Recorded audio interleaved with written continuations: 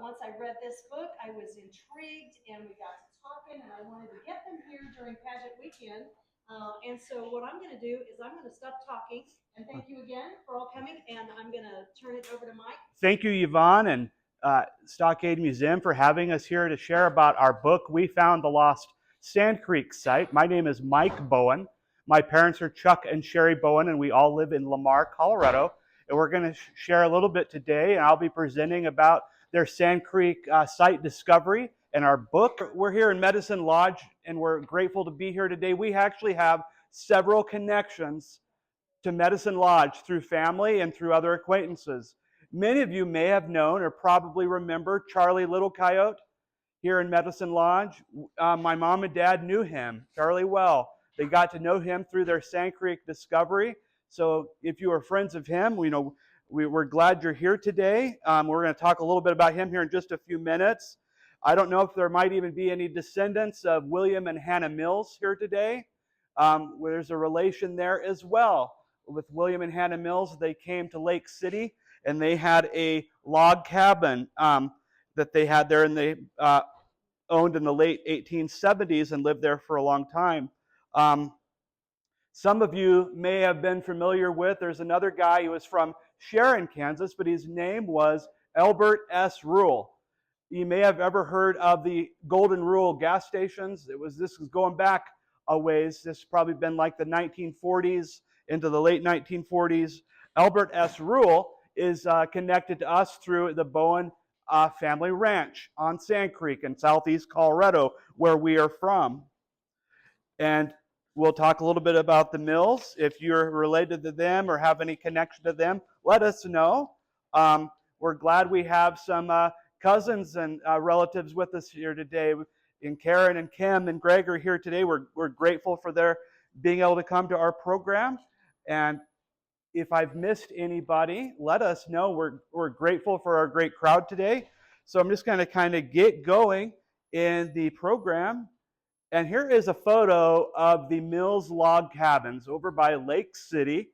And the Mills had this log cabin there. They came to the area in Lake City about 1877, and they settled there, and they lived in that log cabin that was already there. And so that's located about 13 miles west of here in Medicine Lodge. And it was like, I think, a 2 or 3 room large loft. There's a loft above. There's a large rock fireplace and a straight up stairway.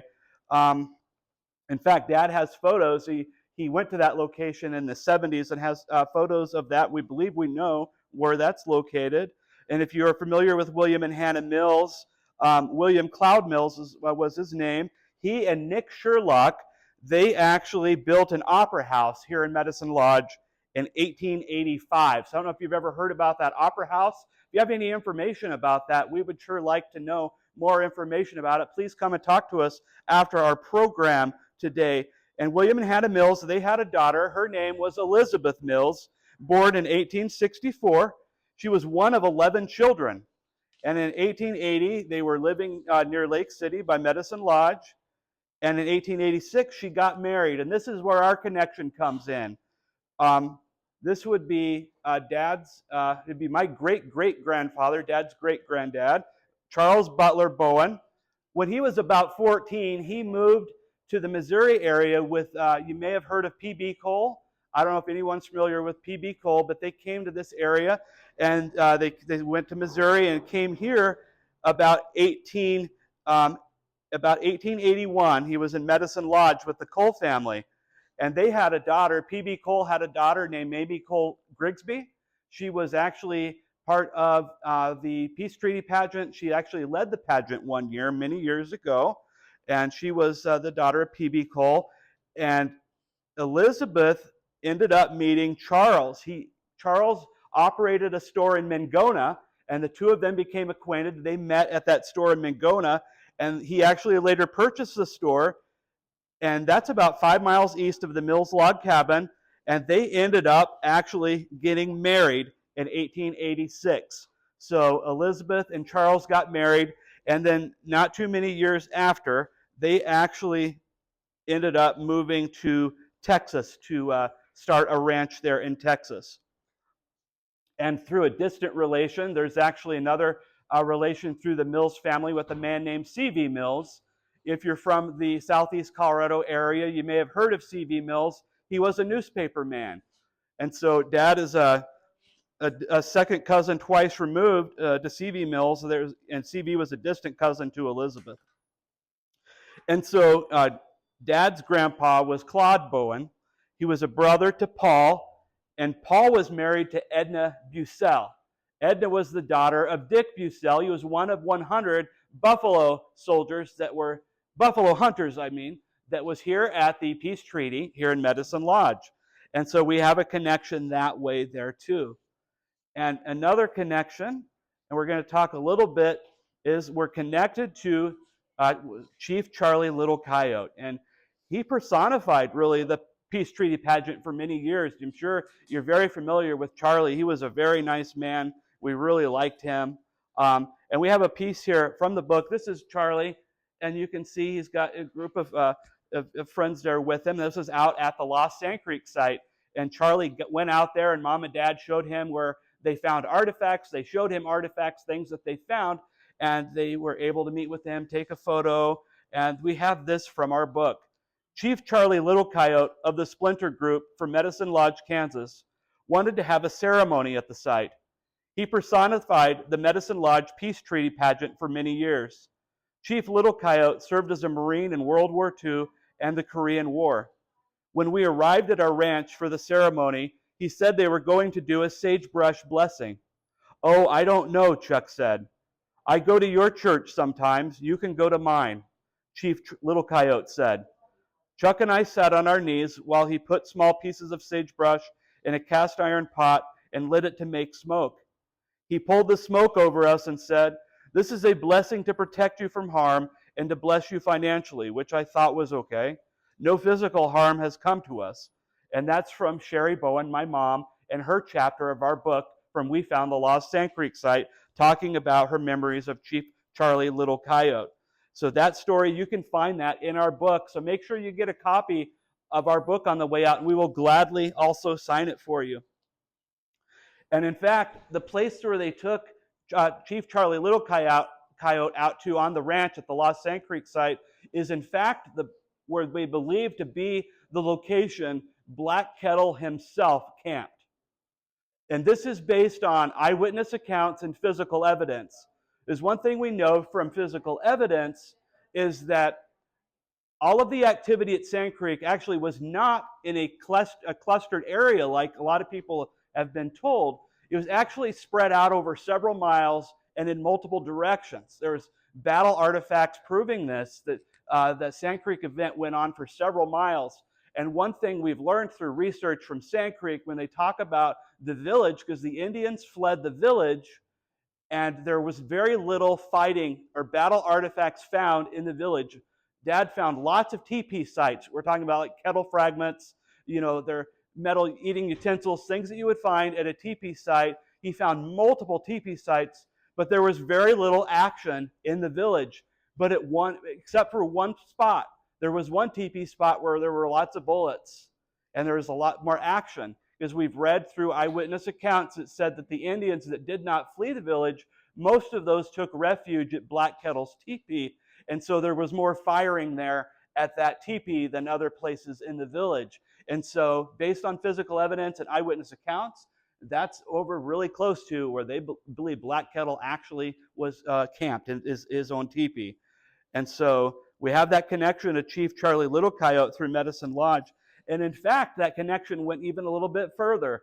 After they got acquainted with him and got to know him a bit, Charlie Little Coyote invited Mom and Dad here to his home in Medicine Lodge years ago. And he brought them into his home and he showed them the Cheyenne sacred arrows.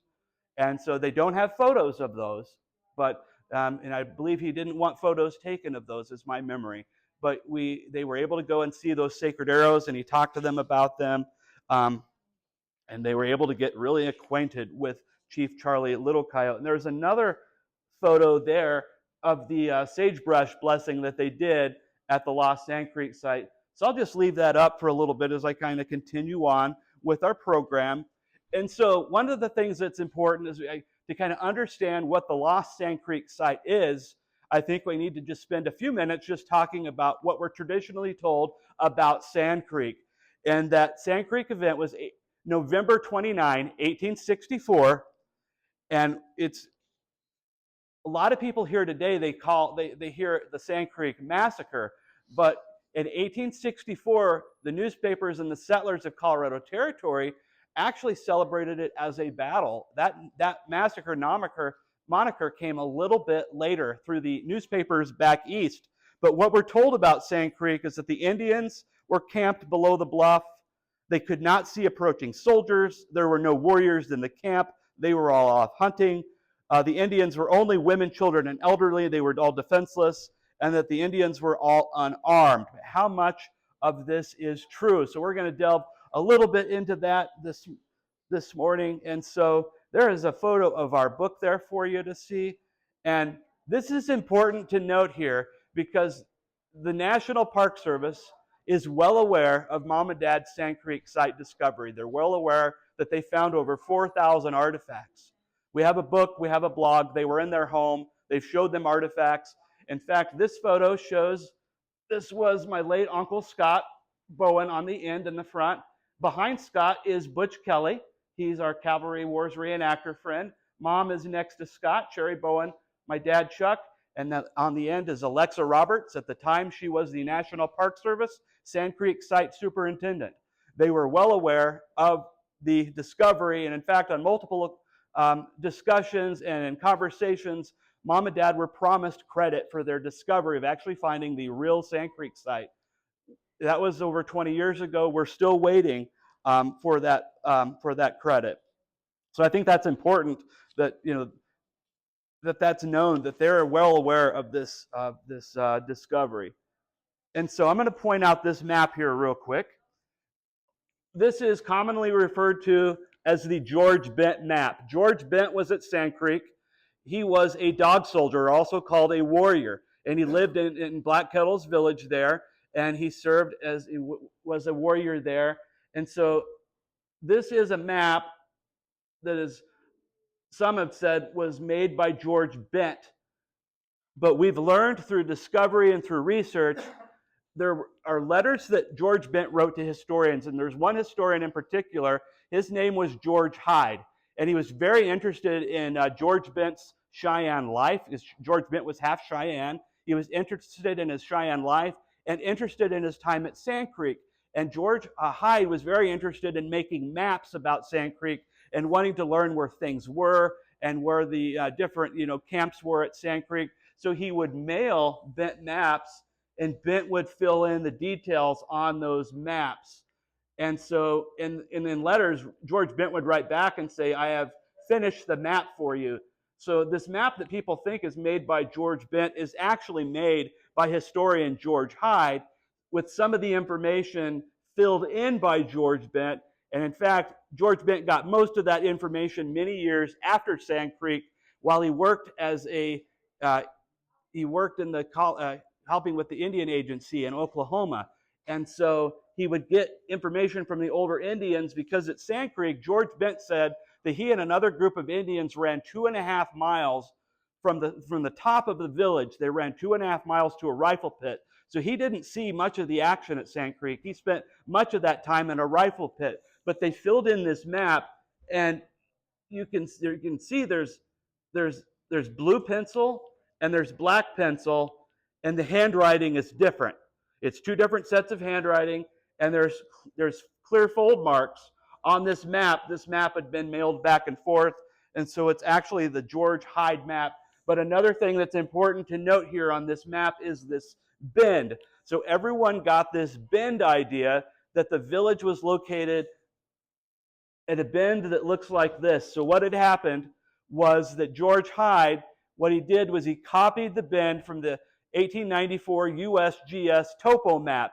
And that bend just happens to be the same bend that you'll find at the National Park Service historic site. Those match. But that roots back to a comment that Colonel Shivington said. He referred to Sand Creek being on the Big South Bend. It was the bend furthest to the south is what people ended up believing was that bend furthest to the south. Well, that ends up being that bend by the National Park Service site. But the other thing George Bent said is that their Indian villages were 2 to 3 miles long. The thing with this bend, which this is just a mere, like a copy, like they copied that bend at the National Park Service site is only about a quarter of a mile long. It's much too small to hold the Indian village. And so that kind of becomes a problem for that traditional story, with this being the right location. So that bent map is really important to the Sand Creek story. And so there's a photo there. So I kind of want to point that out. And so one of the things that's interesting to note is, these two things both cannot be true. It cannot both be true that there was a defenseless village that was attacked with no warning, and that there were 70 soldier casualties. And we know that from multiple eyewitness accounts. There were at least 70 soldier casualties at Sand Creek. And so we know there was an ability to fight back. And we know that artifacts were found going up the creek several miles, all starting over 2 miles up the creek from the National Park Service site. No period artifacts have ever been found below that bluff where that monument used to sit. There was a monument there that said Sand Creek Battleground, but no period artifacts were ever found there. And so it's just kind of come down through oral history for 160 years that that's the spot, but it's never been verified by physical evidence. The physical evidence is actually over 2 miles up the creek from there, stretching for several miles. And so that's important to note. So as we talk about the lost Sand Creek site, it's important to note, it had to become lost at some point. And over time, it was kind of unclear, but they finally settled on that because they were looking at a bend in the creek that they thought matched the what they called the bent map because of what Shivington said. But that just doesn't line up with physical evidence. Enjoy this video from Joe. Hello, my name is Joe Harbert. Chuck and I have been metal detecting, my understanding, I haven't been counting, for 20 plus years. And it's always exciting and fun going out and seeing what we can find. And I want to talk just quickly about a few things, and they're fascinating to me. I hope they are to you. The first thing I remember finding, and this thing was about 6, 7, 8 inches deep. My metal detector went off, and I'm digging and digging, and I find this. And this went on the back of, I'm assuming, a cavalry man. And I thought, gosh, what happened? What's the story here? Was he running from someone? Was he running to someone? Did he feel like his life was threatened? I know this spur had to have been equipment to guide the horse, and I always go back as soon as I find something. Gosh, what's going on? What's the story here? I wish I know, but this was the first thing I found. And I still think about this. What's the story? And it was just out in the middle of nowhere, as Sand Creek is, and the story still goes on in my mind. I wish I knew the story for this, but somebody lost it. Somebody wished they hadn't have. And but this is the first thing I found, and Chuck told me what it was right off. I'm not much into horses and cows, but he told me what this was, and I thought, oh my gosh. But this spur was my first thing that I thought was really cool that I found.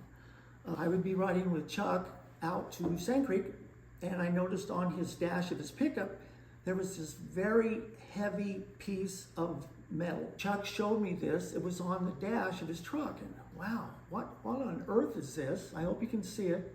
It's not that big, but it's big enough. And this is the outside of a cannonball. And these little babies right here, but these are what went inside. These pellets went inside. I'll call them pellets. They reminded me actually of marbles when I was a kid playing marbles. you have your steelies and all that. At least I can remember that. And there was, I believe, 26 to 32 of these things inside a cannonball. And I will tell you, if they hit you, you're going to know it. And they're just violent.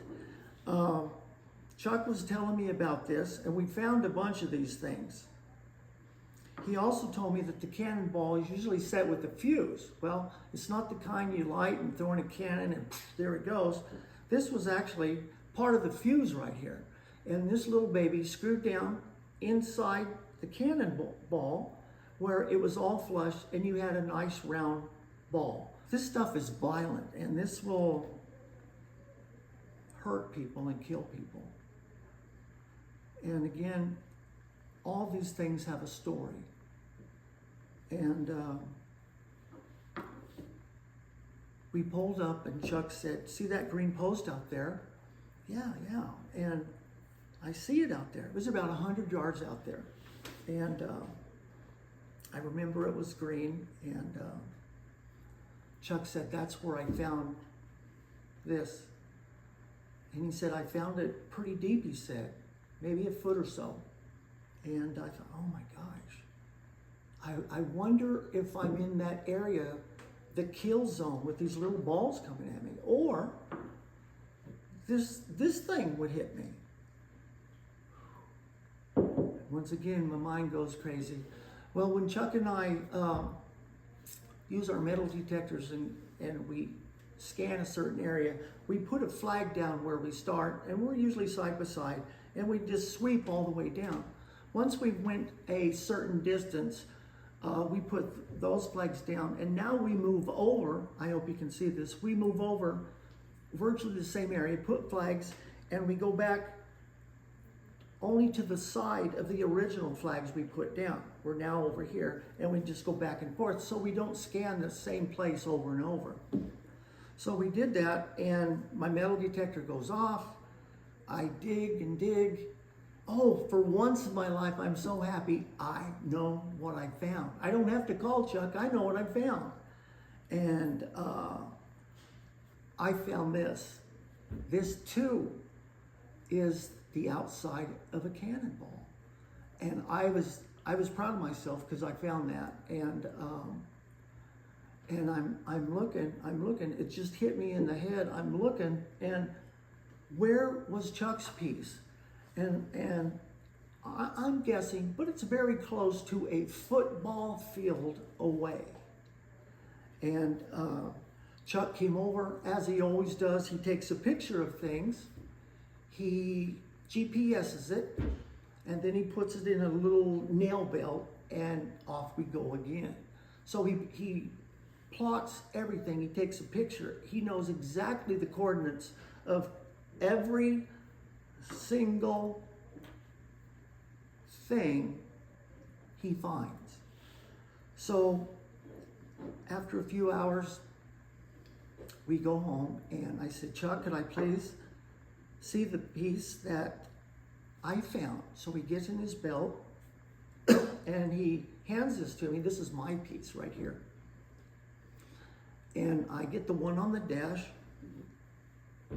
and I'm just fooling with them. I'm looking at them, and lo and behold, they fit perfect. That amazed me. That far apart, a football field apart. Many years later, we find this, we find the fuse, we find the balls that go inside, and we find this.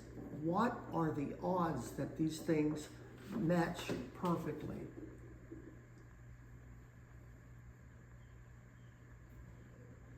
I was amazed.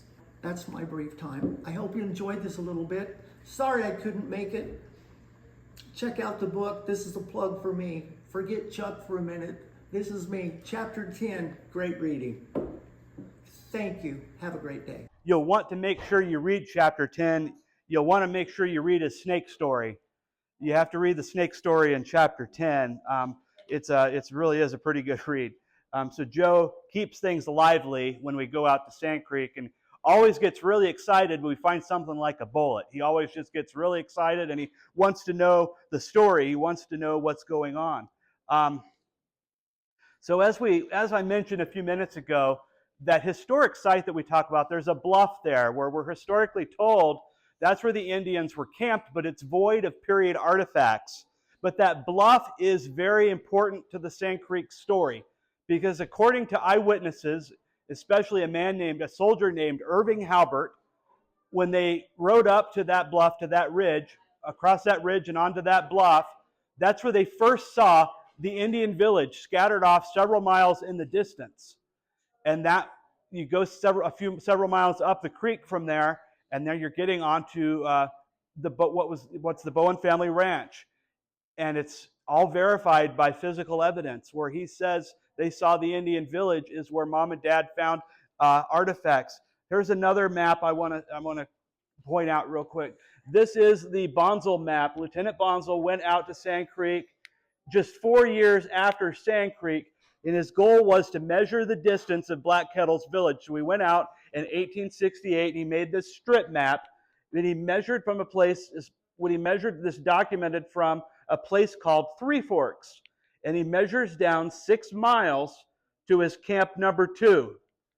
And you come up just a little bit, and there's about a 2.5 mile stretch where he documents the location of Black Kettle's village. And interestingly enough, my dad had borrowed and looked at some 1930s aerial photo maps, agricultural maps, and on those maps, Dad could clearly see Three Forks on those maps. And he was able to find Three Forks, and sure enough, Three Forks is on the ranch, on the Bowen Ranch. He documented Three Forks. He was able to measure down, and we'll come back to this in just a little bit. But that's important to note. That Bonsall map is very important, because Bonsall documenting Three Forks, you can measure 6 miles, and you can learn where the battleground was, or the village was, or some of the battleground and the village based on that documentation. Had he not thought to document from a location like Three Forks or something that you could find, it would make it all the more difficult to locate.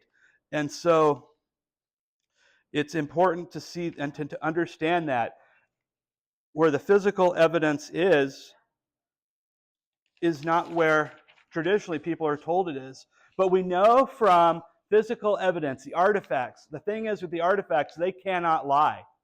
Usually you hear about a story that there's 2 sides to every story. And with Sand Creek, you hear maybe there's the Indian side of the story or the soldier side of the story. But the artifacts cannot lie. They tell us precisely. They were there. None of us were there. The artifacts were there. And they tell a very compelling story. They tell a very clear story of where things happened. And so that's important. So in the early 90s, Mom and Dad, they were contacted by an independent archaeologist that believed the monument did not mark the right location. He thought it was further up the creek, so they decided to do their own research. By 1995, Dad gets his own metal detector. They decide to read all the eyewitness accounts they could, look for physical land descriptions from eyewitnesses. They gather clues. They learn about places where to hunt with their metal. Dad can hunt with a metal detector. By 1997, they're finding lots and lots of artifacts. By 1998, they'd already found over 3,000 artifacts. And by the early 2000s, they had found over 4,000 artifacts and stopped counting. And he's still found more since then. So all of our conclusions about Sand Creek are based on physical evidence and eyewitness accounts. I'm going to come back to that Bonsall map. Here's the Bonsall map, and here's Three Forks. Well, here's Three Forks on satellite imagery. And you come down a mile, come down 2 miles, 3, 4, 5, 6 miles would be where his camp number 2 was. And you remember, if you come back up just a little bit, there's about a 2.5 mile stretch. We do the same thing over here, and there's about a 2.5 mile stretch. And this is where they found a lot of village artifacts. They found not very many battle artifacts in here. Battle artifacts were found, they're scattering in lots of directions. They found over 4,000 artifacts throughout the Bowen, and there's 7 miles of Sand Creek that go through the ranch, so that's important to note. And to think that they found 4,000 artifacts And think of a metal detector, the coil about the size of a dinner plate. They've got a metal detector coil about the size of a dinner plate, and you're going to scan that metal detector searching 7 miles of the creek. You're going to have an understanding, have some clues on where to go. Well, Dad had a unique advantage because part of that Sand Creek timeline for us, it starts in 1952. Dad was born and grew up on that ranch on Sand Creek. It was his backyard. No one knew that land better than him. No one else knows that land better than him. When he would read a land description clue, he knew right where they were talking about. He would be able to get a clue and devise a plan and go search. And this was not found by accident. This was found by years of research and putting hours upon hours into looking to go and see where they would find artifacts. So this discovery is monumental because the Sand Creek site location discovery is not about placing Sand Creek in a different location. It's correcting a story that's been told for 160 years. We know that they were armed. We know that the Indians had a head start. They saw the soldiers miles away. Little Bear went up early in the morning on November 29th to go get his horse and looked across from a high hill, looked south towards the lodgepole trail and saw soldiers as a long black line. And so they knew soldiers were coming in to attack, so they had a head start. So it was not a defenseless village. There were over 70 soldier casualties. There was a massive battle at Sand Creek, a running battle based on eyewitness accounts and physical evidence. And so I think that's important. We don't have a dog in this fight for Sand Creek, but what we do have is a responsibility to tell the truth. The artifacts are the concrete evidence. Everything else without them is just a theory. The artifacts is what we need to follow. We're just following the evidence. That's all we're doing. We don't have a dog in this fight. We're just following the evidence and telling the truth. And so I'm glad you could come today to our program. And I hope this has been, enlightening to you, educational, that you come away learning more truth about that 1864 event that we learned from physical evidence was really more of a battle than we realized. So we encourage you to stop and get a book, get it signed. We'd love to sign it for you and visit with you. But before I close, I do have, there's a quick excerpt I'd like to read from our book I think people would enjoy. Butch Kelly was at Mom and Dad's home. He helped them identify, honestly, arguably, the most important artifact that they found. Butch Kelly visited a month later to look at bullets and other artifacts I found. Butch is a local historian and an Indian Wars cavalry reenactor. He portrayed a soldier in Son of the Morning Star, a TV miniseries about George Custer and events prior to the Little Bighorn. He looked at a cavalry carbine swivel from a carbine belt, some spurs, a bit, and 3 or 4 things that could be identified as military, he said. Is there anything else? Butch said after looking at hundreds of artifacts. Wasn't this enough? What more could he want? I had some 5-gallon buckets full of things like barbed wire, fence stables, round nails, and even a hubcap for my Model T Ford. Well, there was a piece of cast iron on the dash of my pickup. It didn't seem worth mentioning. I thought about putting it in my bucket of junk, but I didn't know for sure what it was, so there it stayed. And it sometimes bounced awkwardly, hitting the windshield. I went to get it. There were some threads in it that could have had something like a pipe screwed in it. I handed it to him, thinking it was worthless. Do you know what this is? I had to admit that I didn't. I thought it could be a broken piece of a windmill weight. The old windmills had counterbalance weights instead of tails that are common on them today. Some of the early weights were ornamental and looked like barnyard animals like horses, pigs, or cows. Some were just simple round balls. Perhaps the threads were where it screwed into the windmill. I'll tell you what this is.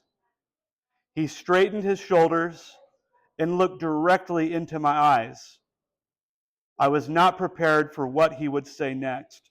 Okay, I'm going to just stop and leave it right there. So you're going to have to, the rest of it is in the book. So you're going to have to see the rest of that story in our book and what Butch identified as the most important artifact found at Sand Creek that unequivocally places that Sand Creek Village and Battle Site, mostly, and there's a little bit of the village that stretched below Bowen Ranch, but most of it was there. And so I encourage you to get a copy of our book. We'll sign it for you. Come ask questions and visit with us after the program. Thank you so much for coming today. It has been a pleasure to be able to present to you today. Thank you, Mike and Chuck. We really appreciate you guys traveling all the way out from